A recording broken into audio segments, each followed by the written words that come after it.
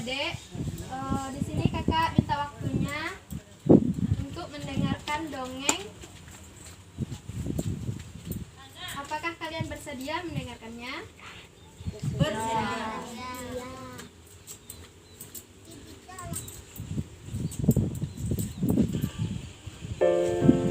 Assalamualaikum warahmatullahi wabarakatuh. Baiklah adik-adik semua, sekarang kakak akan membacakan dongeng yang berjudul Angsa Bertelur Emas dan Penyihir Jahat. Seorang gadis cilik hidup sebatang kara di sebuah desa. Yang ia miliki hanyalah seekor angsa mungil yang cantik peninggalan kedua orang tuanya. Seiring berjalannya waktu, angsa dan gadis kecil itu semakin tumbuh besar. Hingga suatu hari saat angsa bertelur, gadis cilik itu terkejut karena angsa tidak bertelur seperti biasa, melainkan bertelur sebuah telur emas.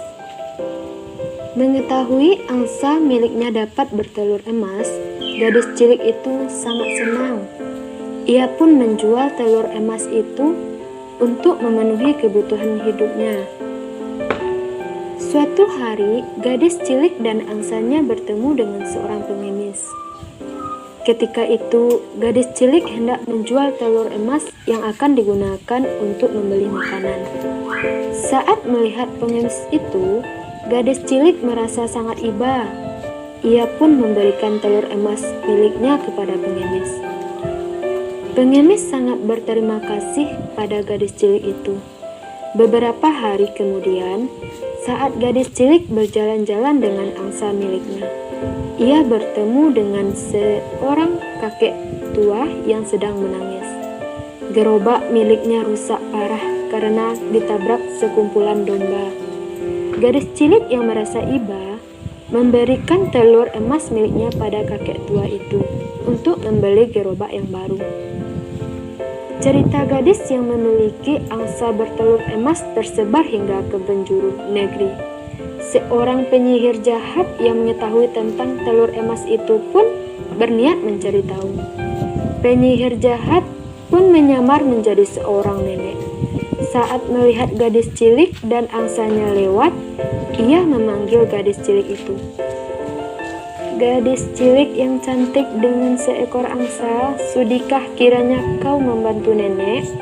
Cucu nenek sedang sakit dan membutuhkan obat," ujar penyihir jahat berbohong.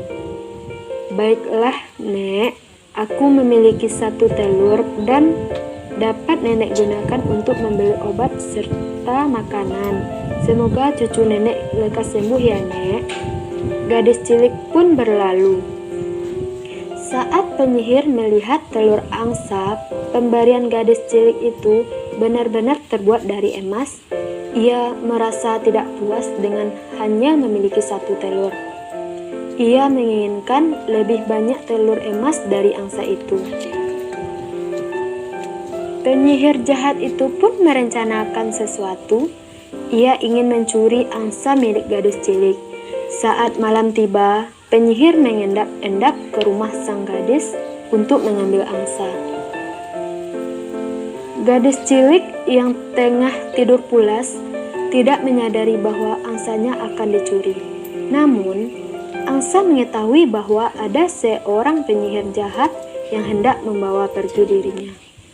Angsa itu melepaskan beberapa bulu dari tubuhnya. Sebelum akhirnya penyihir membawanya jauh ke dalam hutan, ke tempat tinggal penyihir jahat. Saat penyihir tiba di rumahnya, ia menyuruh angsa itu untuk bertelur. Angsa pun bertelur, namun alangkah terkejutnya penyihir saat melihat telur yang keluar bukanlah telur emas. Telur yang ia terima hanyalah telur biasa. Bahkan saat ia membuka cangkangnya, telur itu adalah telur busuk. Penyihir yang marah mengetahui angsanya tidak bertelur emas, memaksa angsa untuk terus bertelur. Namun, tidak ada satu telur pun yang merupakan telur emas. Semua telur yang dikeluarkan adalah telur busuk. Sang penyihir semakin marah.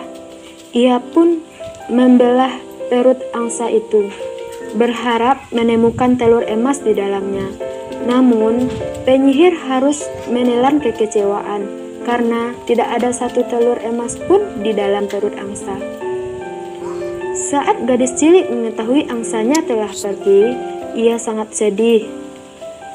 Ia mengira sahabatnya itu pergi karena sudah tidak ingin bersamanya lagi. Ia merasa bersalah karena ia mengira angsa telah lelah bertelur dan meninggalkan dirinya. Gadis cilik melihat beberapa helai bulu angsa tergeletak.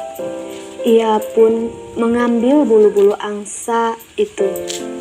Ia menyimpan bulu angsa itu baik-baik karena hanya itu yang dapat mengingatkan dirinya pada angsa yang telah bersamanya sejak lama. Bulu-bulu itu disimpannya di dalam sebuah kotak.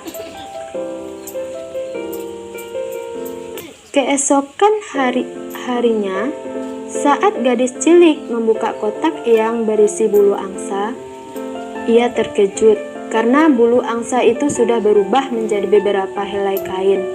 Gadis cilik yang keheranan mengambil kain itu. Saat menyentuhnya, ia merasa seperti tengah menyentuh angsa miliknya yang hilang. Ia pun menenun kain untuk menjadikannya sebuah baju. Setelah berhasil membuat sebuah baju, ia kembali membuka kotak tempat menyimpan bulu angsa. Alangkah terkejutnya ia karena kembali mendapati kain yang lembut seperti bulu angsa di dalam kotak. Begitu setiap harinya, gadis cilik akhirnya menjadi pembuat dan penjual baju. Karena setiap ia membuka kotak, ia mendapat kain yang lembut seperti bulu angsa.